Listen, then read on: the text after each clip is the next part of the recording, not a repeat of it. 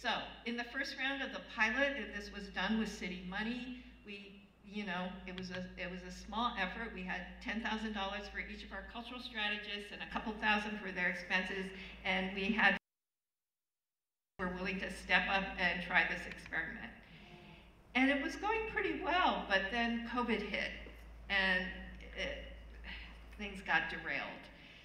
The next iteration, which we are currently in, we actually got some soft money from a foundation to make this much more robust. So now we're paying $40,000 in professional fees to the cultural strategists, $8,000 in expenses, and we have 11 different city entities that they are embedded in. And I think that just speaks to, it's an idea whose time has come, and then also that people were hearing good things about what happened in the pilot, and that they were willing to give it a try. So I just want to tell you about 3 of them quickly. I'm probably so over time, but anyway. Sorrel Reynolds Sway is working with the public art program in the Cultural Affairs Division. I know that we're not the only ones who have a problem in our city about the public art field being dominated by white males. So this program is, Sorrel is offering a whole series of workshops to, and this is some of the work that he's worked on to help produce. He's kind of an enabler of public arts, and he's a public artist himself. And he is giving a series of workshops to diversify the pool of qualified artists.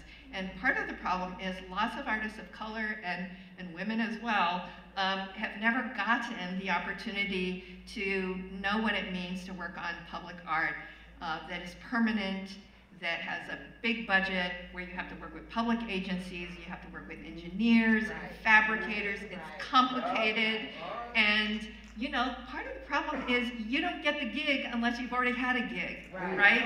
So this is about getting people through the process. He's helping them with everything from how to do a professional rendering to who are fabricators you can work with, how do you work with them. You go through this series of workshops, and at the end of it, you actually get put into the pre-qualified pool of public artists. There you go. For Oakland, but I think more importantly, you have people more qualified to compete, regionally and nationally. Yes.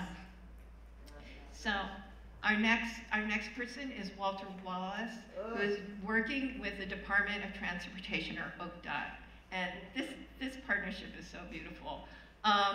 Walter is collaborating. He's collaborating with them to help the public understand the sort of Rube Goldberg machinations that the city goes through when they call 311. When somebody makes a complaint and they wonder, what happened to my complaint? Like, how did it get addressed? And so he is making this process transparent by training a group of citizen documentarians to make storytelling videos about their 311 experiences to try and bridge this gap of understanding between regular citizens and the government. And it's really funny to listen to these conversations, because a lot of the time the folks, even in OCDOT, don't know what the procedure is once the complaint happens, and where it goes and where it lands and how do you close the loop.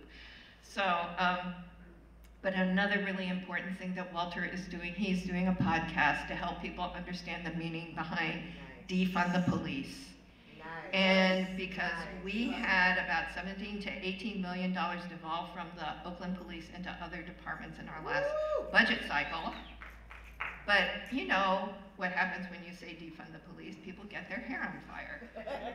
So this is going to be a podcast at least relevant to OCDOT about, how that money got transferred and what happened. So what got transferred from the police to OCDOT is dealing with abandoned autos on the street. So this is a very concrete example of this is what defund the police means when you don't need sworn officers to deal with an abandoned auto.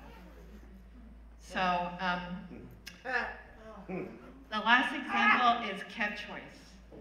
He's working with a citywide comms team in the city administrator. We call them city administrators, it's like the city manager's office. So this is to work on helping people understand and I guess own the motto of Oakland, which, you know, sounds a little corny actually, but I have to say this is where reality kind of meets poetics and meets aspiration, because the story of the motto of Oakland, whose motto is Love Life, is it came out of a tragedy in 1997 where a 16-year-old girl was in the wrong place at the wrong time during a kind of rivalry gun attack on the street. And her father, Donald Lacey, that's Louis Lacey, he founded the Love Life Foundation and advocated against gun violence and to have this city adopt this as its motto. So Kev has jumped in with both feet with comms, and they've created a series of videos interviewing citizens about what do you think love life means, what does it mean to you. They created posters for people to put up in their windows. They created a week-long Love Life celebration to honor people working in social justice issues and highlight performers whose work resonates with the Love Life message. They commissioned our poet laureate to write a tribute to the meaning of the motto, and I'm hoping, oh please, yes, that this video will play, which is one of the Vox Pop videos that Kevin, the comms team, did. We're checking in with the people, asking them, what does Oakland Love Life mean to you? How has it impacted you and your community? Let's see what the people have to say about Oakland's Love Life.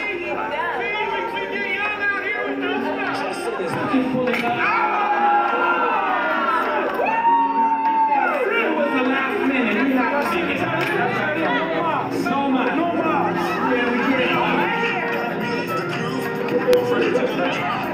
this will not affect the funding for town nights, for the work of chief cesspalists, for the violence interrupters. When we don't, Councilmember Lauren Taylor 36 times. Okay, shed light. For me, Oakland Love Life means you love all of Oakland. The challenging parts of Oakland, the beautiful parts of Oakland. Oakland is many things, it's not one thing. And Oakland Love Life means you love all of it. Oakland Love Life means, to me, authenticity, the art, the culture, the water, the unapologetic diversity, and I'm getting all of that and more. What it means to me, it means living.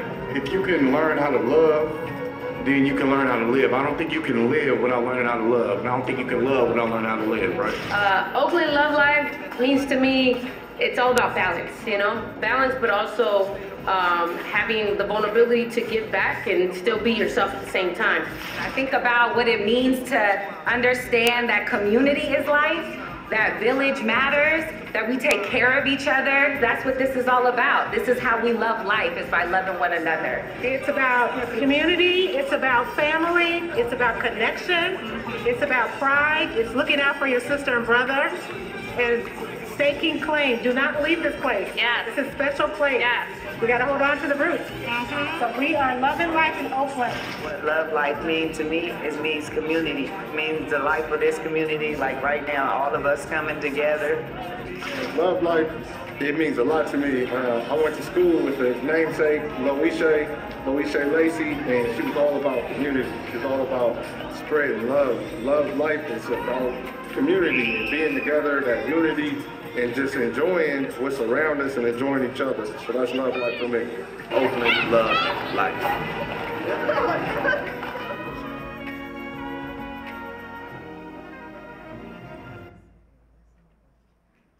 Great, thank you. And I realize I'm kind of long. I'm too long. Can I read you one thing? Okay. So I know you know about land acknowledgements as a reminder of the history and the current reality of where we literally stand. Kev was inspired to write a love acknowledgement for the city workers to frame their work. Come on. Okay, so I'm going to read this because Kev was able to read it at the inauguration of our new mayor. It's going to be read next week at the first in-person council meeting, that we've had since the COVID lockdown. So I would like to read this part of the love acknowledgement because I think it's a perfect illustration of what taking a broad view of culture is and having the achievement of social and cultural equity as your North Star as you do your work. So, we acknowledge love life as our motto as we denounce violence in all forms and the conditions that create violence. We commit to working against these conditions to create a safe space for all to operate in love and peace in our streets. We acknowledge that when we demonstrate love, we also manifest qualities of respect, kindness, grace, truth, understanding, humbleness, and forgiveness towards each other.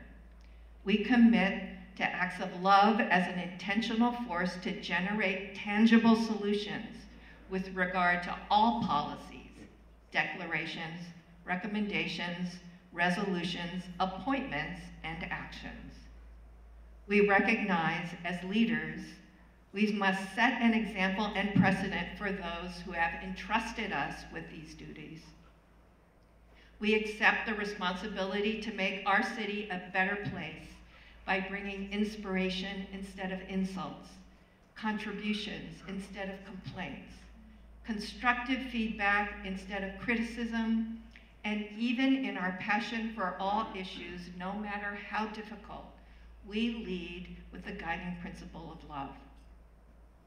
We ask that all who participate in this event and its proceedings to share with us in this commitment and practice of exhibiting love, good faith, positive energy, and respect in how you comment, present information, report out, or inform this meeting.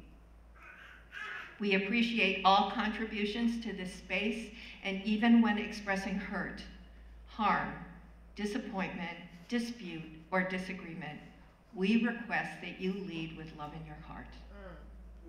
We acknowledge love in practice, even when there are differences in opinions, strategies, procedures, and process.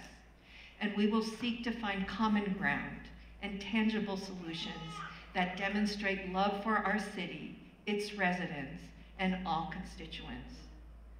We acknowledge and recognize that when we model this practice of love, it will establish a norm that will resonate and be exemplified throughout our city and create the change we all wish to see in our communities.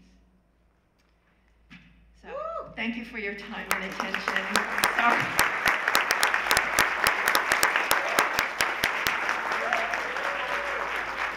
Sorry for the technical glitches.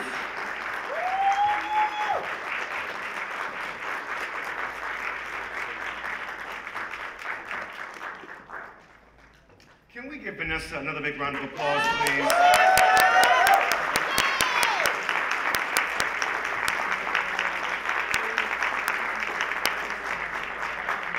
So we are going to set up for a quick Q&A with Vanessa. I know that our time is a little, we're a bit behind our time, in the words of Ebenezer Scrooge. But anyway, but just while we're setting up, and then after our Q&A, I'm going to welcome to the stage once again April. Yes?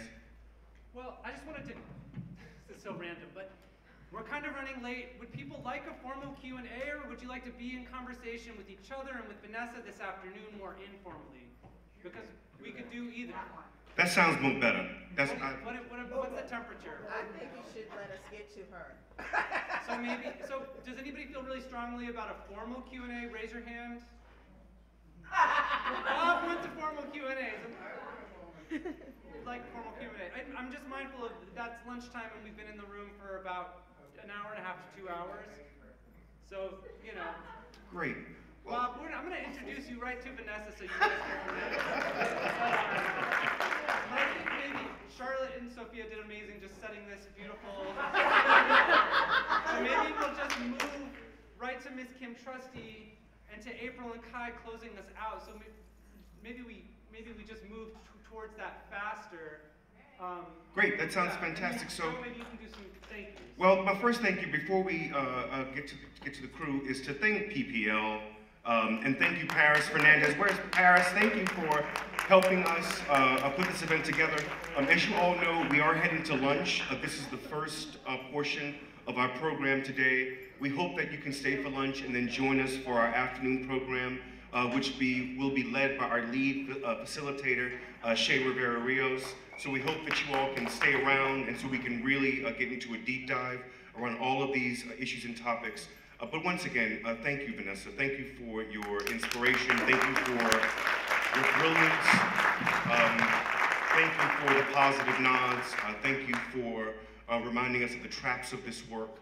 And thank you for showing us really inspirational work that's being done in Oakland as a result of that strategic plan cultural plan that you helped to put together. And so once again, thank you so much. Thank you so much for your wonderful words. Y'all ready? We ready. Oh, one more thing. Hey y'all, we don't mind y'all. Please take pictures and please post. But don't y'all be selfish and just post. You have to like tag us. Okay, so tag ACT. But we encourage you to please post and please go on the Insta. Please do all those wonderful things to let folks know that you are here and to let them know why you're here. And you're here to celebrate PVD by 2031. Okay? Thank you all so much. Once again, give it up for Kim.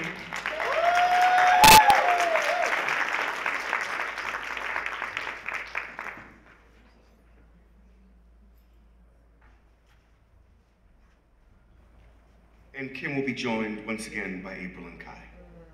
Thank you.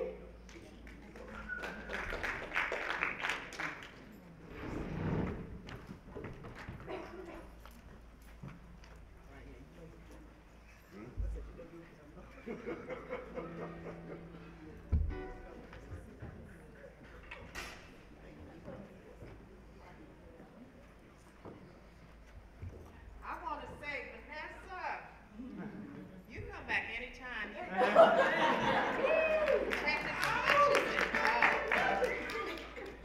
Girl, that was good. That was real good. Money good? It was very good. Hi, come on.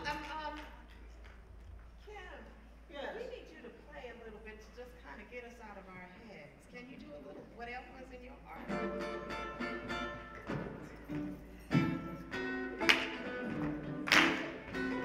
What y'all doing? Y'all not coming? Y'all not coming? Y'all alive? Hey! Come on! Yeah! I can hear y'all clapping. I'm coming right at you and I see you, man. I'm clapping. What's wrong? Come on! Hey!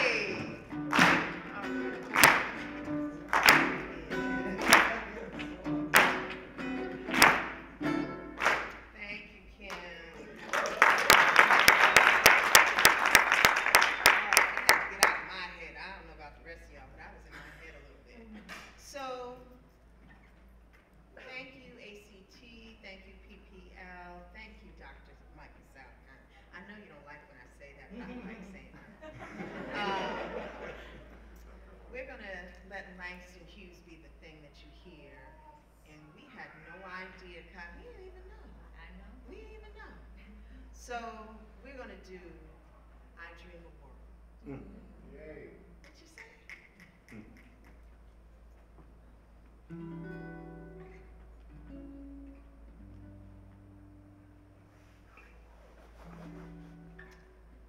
I dream a world where man, no other man will scorn, where love will bless the earth, and peace its path adorn.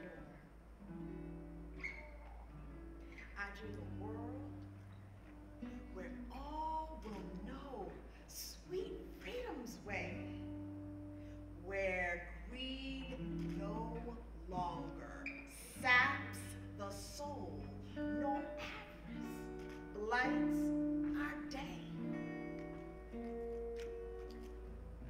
A world I dream, where black or white, whatever race you be, will share the boundaries of the earth, and every man is free.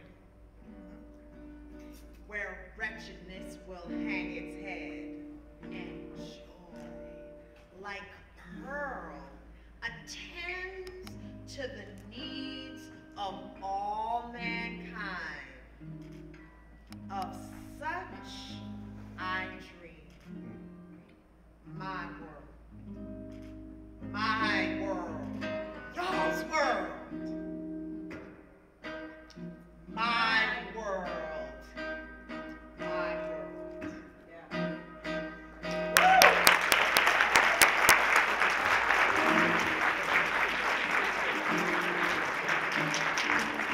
Hey, once again, give it up to Kai and Abe and Kim and the Langston Hughes poetry reading. This is a wonderful way to end our morning session. Thank you to Russell Moran Catering for feeding us. So y'all go out there and get some lunch. And when you see you for the afternoon session, and if you can't stay, thank you so much for being a part of our morning session. And we send you love. We send you love. We'll see you at lunch. Bye-bye.